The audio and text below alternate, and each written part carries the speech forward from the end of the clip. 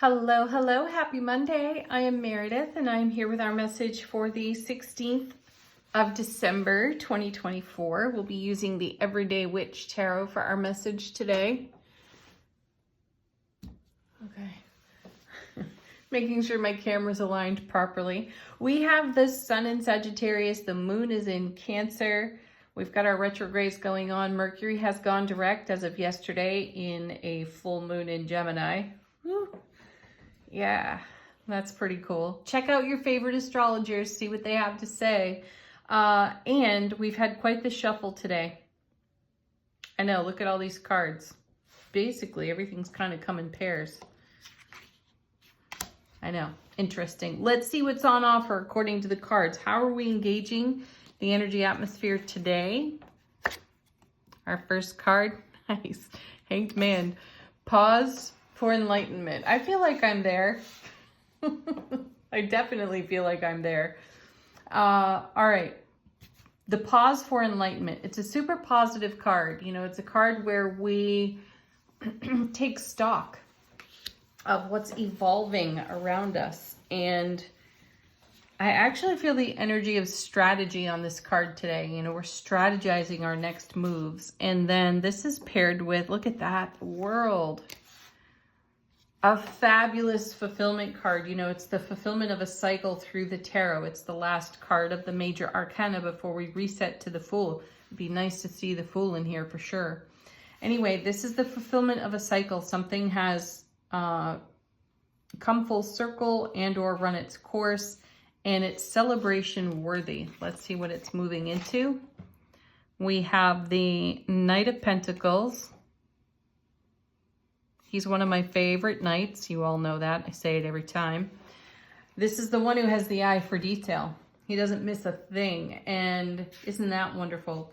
So we're not rushing into anything right now, which is great. We have the Hanged Man with the World. I feel like we're celebrating our rewards, our fulfillments, and we're in the momentum of the Knight of Pentacles, where we're taking a look at the landscape. And we're choosing wisely. You know, we saw the Three of Wands. We've seen it a lot lately.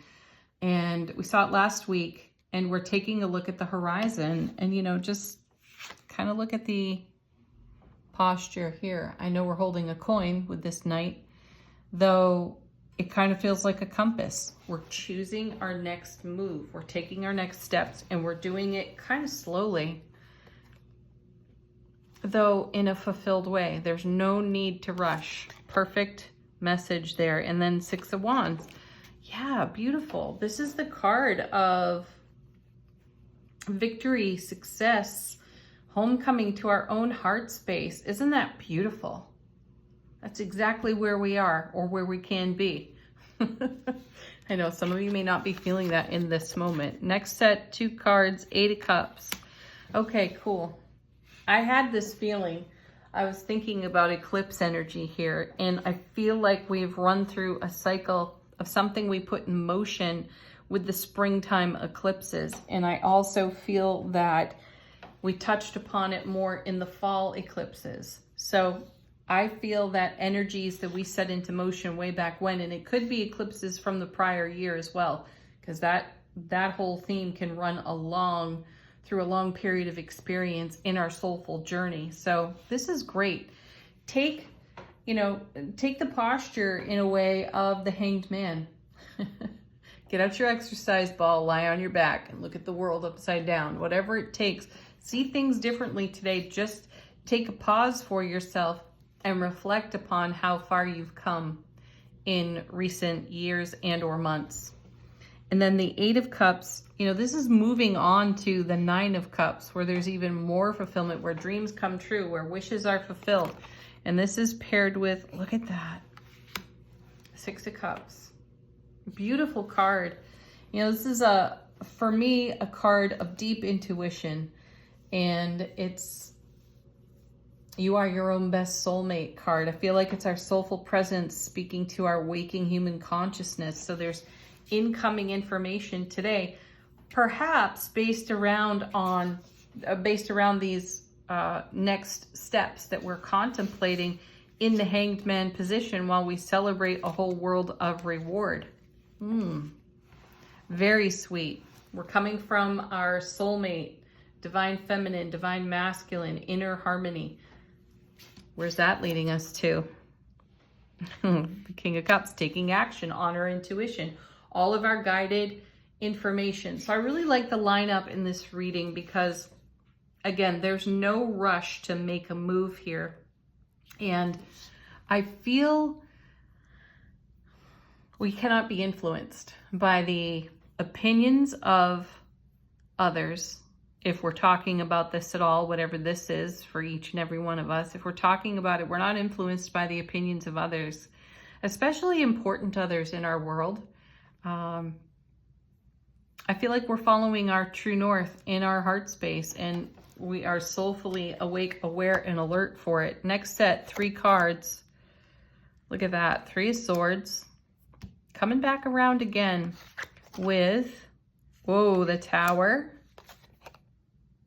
Nice, and the Ace of Swords. How sweet is that? So we have an ace to take some of the sting out of the Tower and the 3 of Swords. So 3 of Swords is a pain, loss, and sorrow card. A Tower card.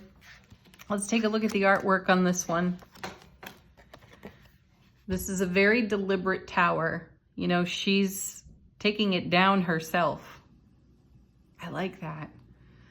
Who better to deconstruct our towers than our own selves, rather than waiting for shock, awe from the universe where we've procrastinated, where, you know, action gets taken on our behalf, whether or not we like it. Why not orchestrate your, you know, the decommissioning of your own tower? And I feel like that's happening here. So last week when the 3 of Swords showed up, I really felt like it was a poignant experience in that it was still kind of painful, even though the energy to me, I interpreted that intuitively, that it was something that we'd carried with us for a long period of time. And I feel like we're in momentum with that, with our King of Cups. And the momentum is charged by our intuitive guidance. And here we have the Ace of Swords, which is all aces are new beginnings and fresh starts. This particular Ace of Swords brings brilliant clarity, everlasting strength. So I feel, you know, we're in reflection of that with the Hanged Man in the world over here. And we're applying the lessons we've learned through our 3 of Swords and Tower into new beginnings and fresh starts. And we're not doing that in a way where we rush or, you know, sweep things under the carpet. We're looking at all of the stuff that has taken place in our world and how it's supporting us in the now with a whole fresh perspective over here on that ace. Bottom of the deck, how's the universe helping us out behind the scenes? We've got the lovely and beautiful High Priestess. Sweet. She's been on the underside of the deck for a little while for us, which is great because it's the intuition behind the scenes that's really guiding the whole thing. And we're taking action with it in this King over here, which is great. So again, it's a strategy toward, you know, that's all about our fulfillment and our happiness. So we're strategizing that. We're making the very best high frequency choices for ourselves. Then we have the Strength card. Beautiful. Having the courage to be vulnerable, which is great because it takes courageous vulnerability to take a look at your 3 of Swords and Tower experiences and how you can turn them into something that is really wonderful and beautiful for you. Then we have 3 of Pentacles, building something that stands the test of time. This is awesome. Followed by, holy cow, the Magician.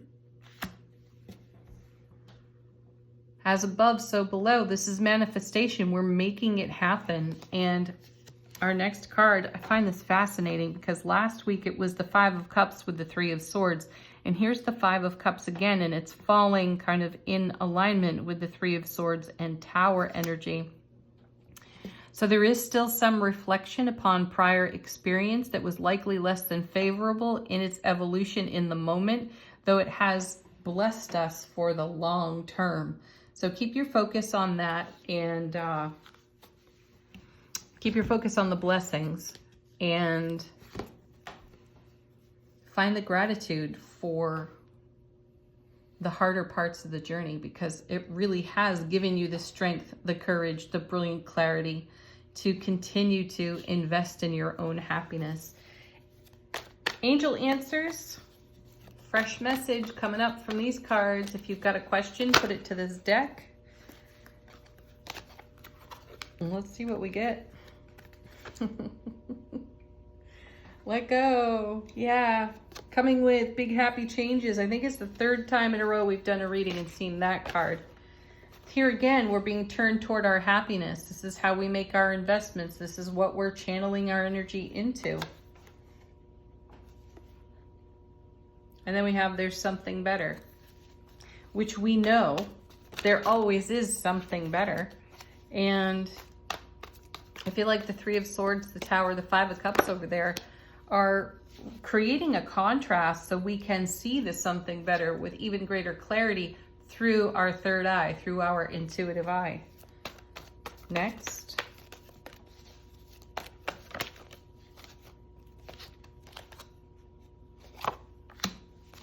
There's the juice right there. Remain positive, folks.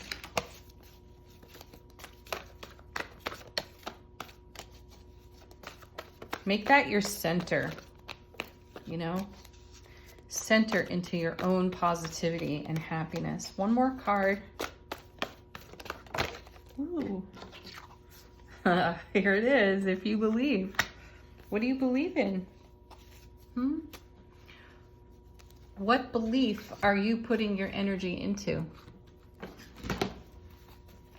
Final word on the reading from angels and ancestors.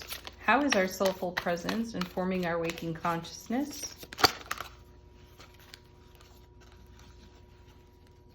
All right, we got a little bit of a mess here in the cards. We have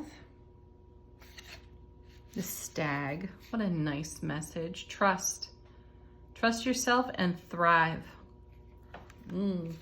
Paired with Spirit Fox.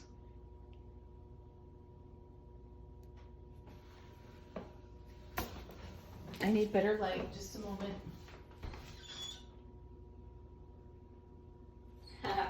Trust your talents in changing times, definitely.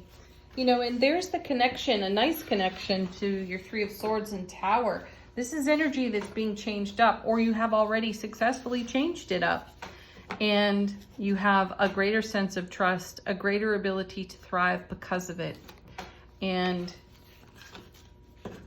it's taken a whole lot of your own personal talent to see yourself through your challenges.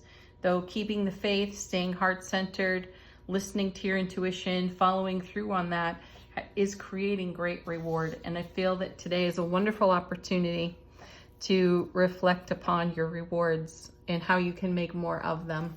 Have the best Monday ever, folks. Peace, love, joy, blessings. Namaste.